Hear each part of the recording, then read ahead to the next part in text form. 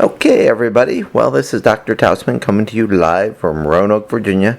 I'm going to give you some acoustic lectures on sensation and perception, some of the three modalities, the sensory modalities that are actually studied the very least out of the whole group. Vision is studied a lot, acoustics are studied some, touch, taste, and smell are actually studied very little in terms of sensation and perception.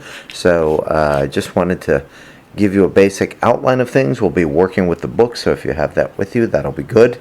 I want to apologize that the last time I taught this course in 2012, the CD that we had that accompanied the book worked very well, and now I'm actually finding that that CD doesn't really work very well anymore, and so that's why I haven't used it. But I wanted to apologize to you folks for having to buy I think it was $10 or $15 that disc. My apologies on that. I will not use that again. So if we go to the first threaded discussion board with touch, how do you know when you're chewing gum where it is in your mouth? Which is kind of an interesting question when you think about it, because you can't see it, but you obviously know what it is, and most of you came up with the right answer on page 333, the sensory homunculus, that it turns out that different parts of your body are represented very strongly in your parietal lobe. What you'll basically want to do with this information is create a detailed outline that follows a structure and a form, and you'll have some extra tasks to do on this as well. I drew up my found a little picture of the sensory homunculus, the fingers and the hands, the face and the tongue, and one other anatomical part on the male that I don't want to go into detail here, because this is a sensation and perception class, and I shouldn't be doing that, is also well represented in the sensory homunculus, that there's basically, in terms of the cytoarchitecture, a very direct line from these structures right to the parietal lobe. And as it turns out, right across the parietal lobe is actually the motor cortex in the frontal lobe, which actually coordinates movements for all these parts as well. So there's really a direct map from A to B from your parietal lobe right across the cerebral cortex right into the motor cortex of your frontal lobe. One of the ways they can tell how good you are at these tasks is given on 335, the 2-point threshold, which is sometimes actually used. If you tell somebody to close their eyes and you take a little 2-point gauge and you touch somebody on the back, they'll basically feel like it's 1 point, because the connections, much like in the rods, when we talked about the visual system, they basically converge, and so you can't perceive different points. But for the hands and the face and the tongue, there's a very direct map right from those in a linear way back to your parietal lobe. So you might want to add a few details about that. What I'd like you to do basically on your own is to describe how information travels for touch from the skin to the brain. 330 to 332. See if you can go through some of those details and add that. We'll also ask you to outline just a little bit on 345 the gate control theory of pain. There's a whole lot of research on what to do about pain and how it works. The gate control model is basically behind that. See if you can put a little outline together of that. So that kind of covers the idea of touch per se. For smell, there's a very interesting abstract on smell. McClintock talks on 356 about a very famous study that women going through their period all kind of got in sync with each other, which was really one of the first studies in 1971 to find that basically smell was a real way of that to occur. What I'd like you to do is outline that particular study, and then how sensation and perception researchers measure a person's ability to detect odors. On page 357, they kind of go through that, but see if you can write out a little outline from that, and then finally on the pages after, how that information goes from your nose, your olfactory area in your nose, how it goes all the way up to your olfactory bulb. See if you can outline that with some details as well. So that's kind of the idea of smell. With taste, once again, the sensory receptors for taste are in your mouth. See if you can look at page 367 and kind of code for or write down how that is basically coded, these different senses you have.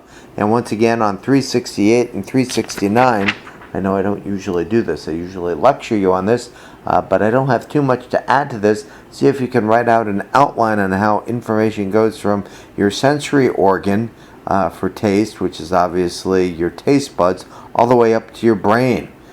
Finally, I will make a little bit of comment on C, the question I posed to you on conditioned taste aversions. They're very, very interesting. If you looked up a little detail on that, you can eat something, and some of you pointed this out, when you're a little child and have a one-trial learning experience and remember it for the rest of your life. This is kind of a classical conditioning idea.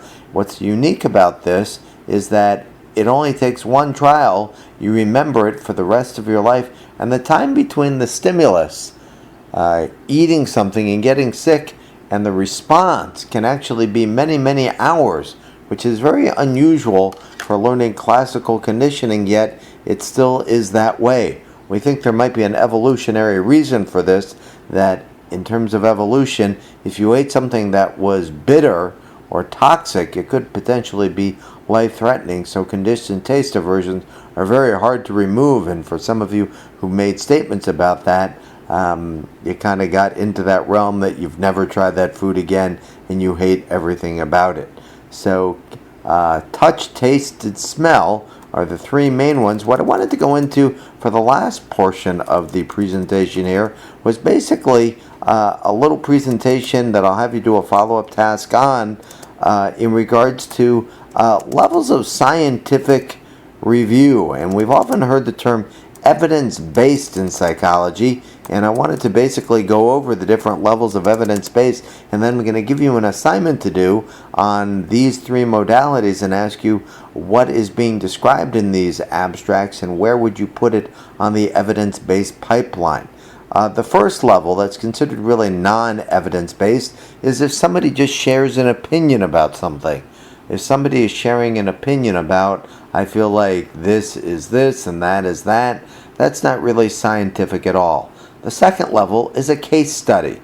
In a case study, somebody might describe somebody with a unique taste receptor or a unique process for pain or smell, and so that might be considered a little more scientific, but still not very scientific. A single-arm study that's where you put somebody through, let's say, if it's touch, you put them through a massage therapy session and see if they feel better after. Single arm meaning before and after. The best types of scientific studies are the systematic, actually the randomized controlled peer-reviewed articles, where you have a control group that doesn't get the intervention, you get a group that does get the intervention, and you find significant improvements, and it's published in a peer-reviewed journal. On top of that, we have two other levels that you might not be familiar with. When there's a lot of research done on a topic, for example, one of the topics I'm going to ask you to look at is the topic of chiropractic care or manual therapy for lower back pain. Systematic reviews basically take all the research out there and they summarize it. And they say what's good, what's bad, and what's been done. The highest level of evidence-based review is when a Cochrane review is done. In a Cochrane review, not only do they review all the available information on a topic, but they also criticize it in terms of what kind of studies were run and suggest future studies as well. So what I'd like you to do is go to the three articles that I basically have here. One is on non-pharmacological therapies for acute and lower back pain. Review it, summarize it in a paragraph or two, and then write up where you think it actually falls on the evidence-based pipeline. It is some matter of figuring that out. Some of these are more obvious, some of these are less. The next one is the Alzheimer's disease connection. It turns out when you have Alzheimer's disease, many times people lose their sense of smell very early in the disease state. See if you can summarize what's going on in the second abstract with smell here and see where it fits at the conclusion of figuring things out there. And then the third one is on conditioned taste aversion, what we talked about at the start. It's a book chapter written by Bernstein. I I gave you a little clue to do at the start, to look up, see if Bernstein has actually done other things in this realm as well, and make a decision on what she's basically saying with classical conditioning and cancer treatment. Should you eat your favorite food before you go in for chemotherapy, or should you not? And what it's basically saying there. So hopefully this makes good sense to you. Type up good detailed outlines. You'll have basically 2 weeks to do this, and hopefully this makes sense for you. Thank you. Goodbye.